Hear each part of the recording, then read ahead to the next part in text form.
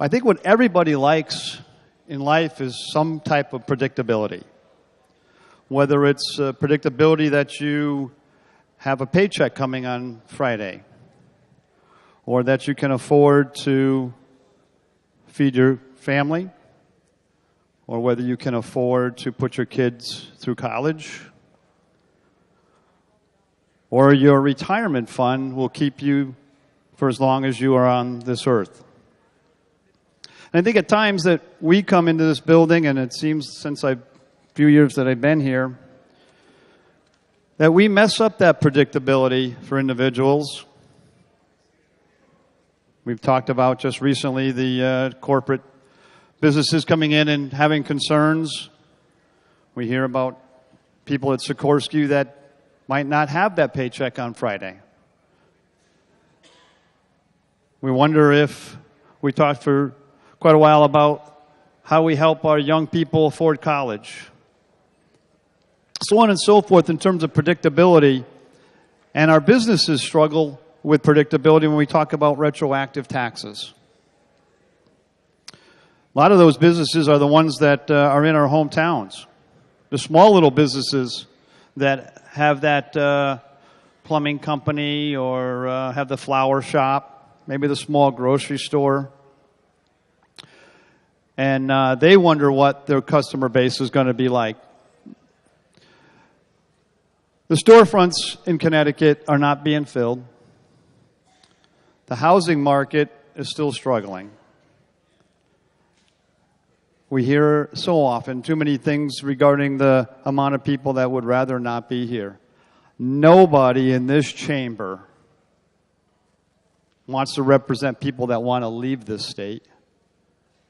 They want to represent more people. They want to see, for as long as we're in this chamber and we serve our communities, that we see them from the littlest infants. We watch them grow up in our communities. We watch them become active civically, raise their family, retire here in this state. Wouldn't that be a noble cause to sit there and watch our people want to stay and live in this state? Very good friend of mine, council chairman, coached his 5 teams, good business in Connecticut, but the business climate changed for that one business, and he now lives in North Carolina. Took up roots and lived in North Carolina, very civically involved. Predictability. We've become too predictable in terms of how we're handling our taxes, how we're spending our money here.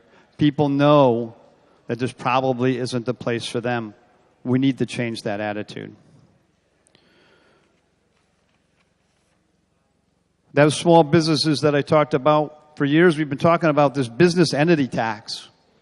This little tax that we have to pay before we can make a dime in business in the state of Connecticut. It's called the business entity tax. Matter of fact, this administration said this is the year to get rid of that. This administration said this is the year to end the business entity tax. We've been talking, I think both sides of the aisle have been talking about this business entity tax, and it's time for it to go away. We've had an opportunity to make some changes in this budget.